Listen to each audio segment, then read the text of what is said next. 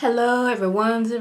I'm Lady T506. Welcome to my channel. I'm here for Real Housewives of Potomac Season 3, Episode 1. So we got Karen. It's all over the news that her and her husband, they all owe all this money on back taxes. I believe it's like $1.5 million, which, have us believe that that's why she sold her house last year, because they owed all this money. She says that she got a call 2 hours before anybody else knew that they were in some type of tax trouble. And I'm like, she's trying to say that she didn't know, but her actions state otherwise. Because when she talking with her husband later on, she was like, okay, what's good with the taxes? And he's like, well, I told you that I was having some tax issues. I guess apparently he had bought a company who had some tax issues that he didn't know about, and once he got the company, he inherited the debt from that company, and it may have just interest and consumed all this time, and now they owe like $1.5 million. But she's still on this, it wasn't me, I do not owe anything. Like basically throwing her husband under the bus. Like, okay, Ray, I'm gonna need you to just stop right there. Bus, I'm gonna need you to move just a little bit closer. Okay, Ray, just get up under the bus just right quick. Okay, Bus, go ahead and do your thing. That's basically what she did. Like, Karen, whatever my last name is, I do not owe any type of taxes. That's over there with Ray. He handles all the financial stuff. Okay, we don't have joint accounts. I have my own separate account. That's all him. I'm like, I'm just gonna throw your husband on the bus like that. Okay, I guess it's all about self. So Giselle and Ashley discussed Ashley living separately from her husband. Now, they was already having problems last season with them trying to open up a restaurant and serving cuisines that a lot of people aren't used to, and the restaurant not doing all that well. Like, trying to open a restaurant, it's already hard enough as it is, because there's like a million restaurants out there. Like, what makes yours so special? Yours got to be like top quality stuff that want to make people come in there. And they was having some issues with that. On top of that, she's like 20 something years younger than him, I believe, maybe 30 years younger than him. We have that into effect, and now it's another issue with her mom. But she says the final straw was they was having an argument, and he said out of his mouth, "This is not your house." Now, I'm paraphrasing. "This is not your house. I'm going to get your stuff out." Threw her stuff on the couch and told her, "Get out, and don't let the door hit you where the good Lord split you." And she left. And I'm like, okay, I don't see any coming back from that. Like, once you tell me that the house that I share with you, my husband, and you tell me I don't live here, and you tell me to get out, ain't nothing we need to talk about. So later on, she goes to see him, and he's up her sorry with a dozen roses, and she's like, "Oh my goodness, he's being so sweet about this." I'm like, girl, he told you to get out of y'all marital home. Once y'all become man and wife, that was your house too, and he told you you don't live there, and made you leave. And I'm sitting there like, maybe it's Trish. But Trish just couldn't easily just like go back after you done told me the house that I share with you, that this is no longer my house, and you done went into my closet and got my stuff out and threw it on the couch and told me, "Don't let the door hit you where the good Lord split you." A dozen roses wouldn't have done it for me. But hey, I guess me and Ashley, we different like that. But like, she's trying to like reconcile with him. Like, I guess he's like doing better, the restaurant's doing better, so he's like not as stressed. But now it's the issue with her mama, and the issue is, she been helping mama out financially. Now, I guess mama done had to change the tune, because a few years ago mama was having some issues with bankruptcy, and Ashley was like, "Mom, I want to take care of you." Mom was like, "No, I can't have you doing it."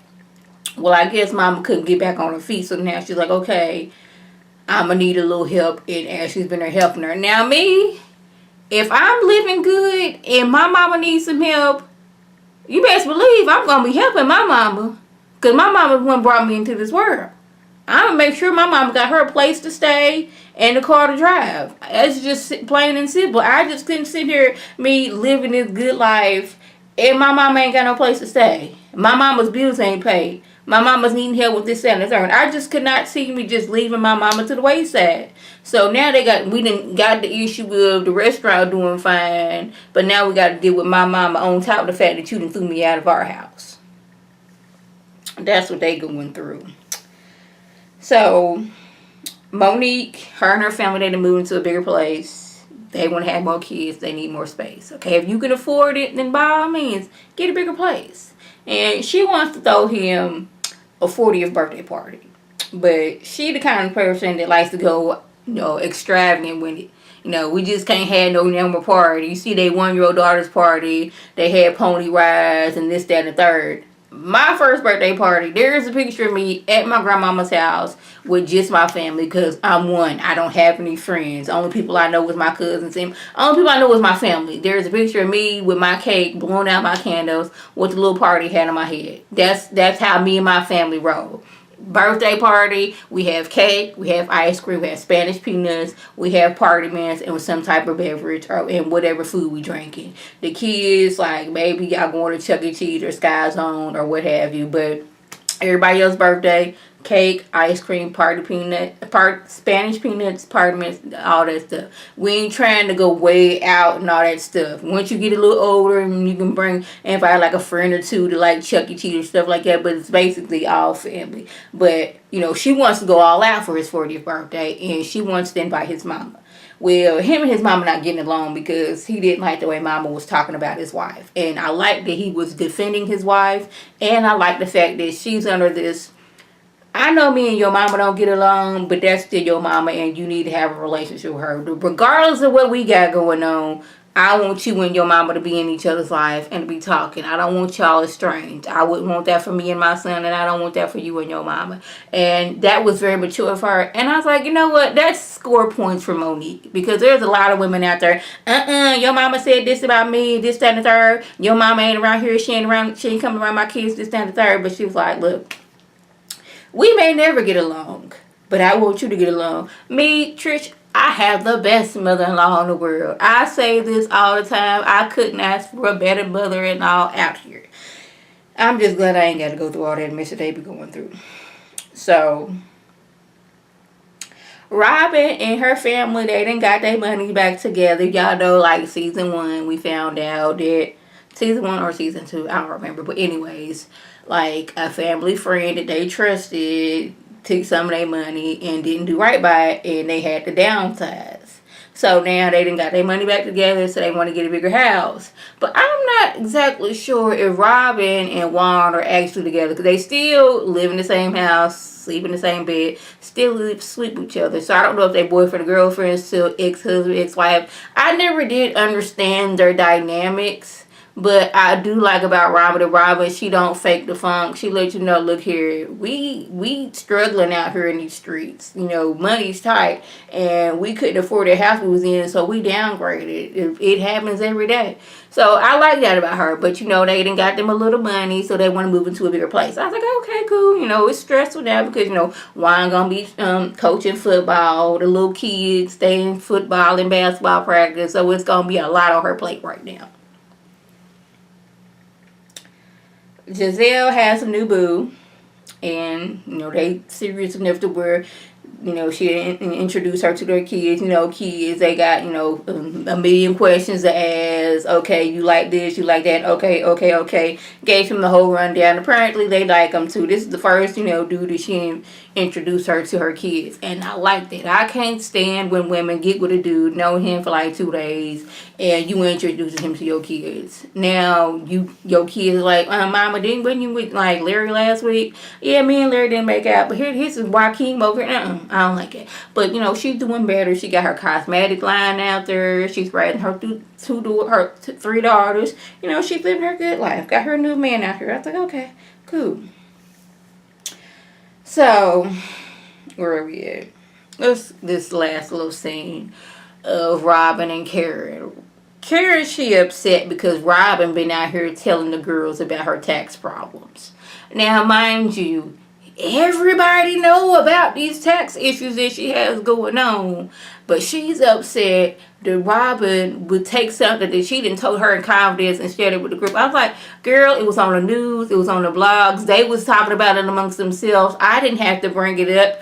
They already knew. And she's over talking about something, look here, you have to make millions to owe millions. She's still under this, I knew nothing about what's going on. But you can't tell me that you are living in the house with this man, sleeping in the bed next to this man, and he ain't never told you that he having tax troubles. Because they rewinded, and y'all know Bravo loved rolling that beautiful bean footage and showed where he told her, I told you a few years ago that I was having some tax problems, and we were supposed to downsize to get money under control, but you went out and bought this even bigger house.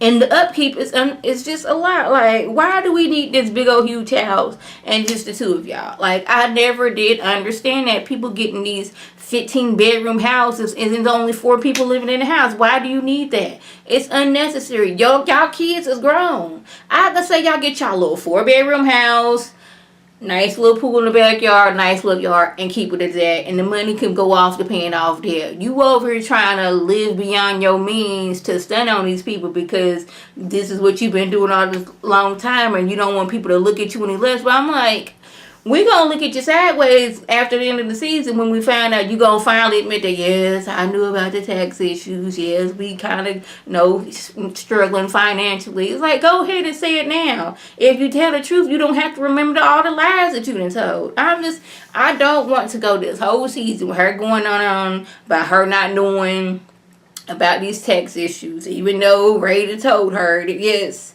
I told you we had these tax issues. Only to at the very end of the season, she says, y'all know what? Me and Ray did have some tax issues. I'm just not here for it. So, y'all, that was the gist that went on. If I left anything out, by all means, leave a comment or video response. And like I always, I want to thank my subscribers and the people watching my video. I want you to like this video, comment, and subscribe. And share this video with your friends on Facebook, Twitter, Instagram, and here on YouTube. This is Lady T, signing off. Have a good one.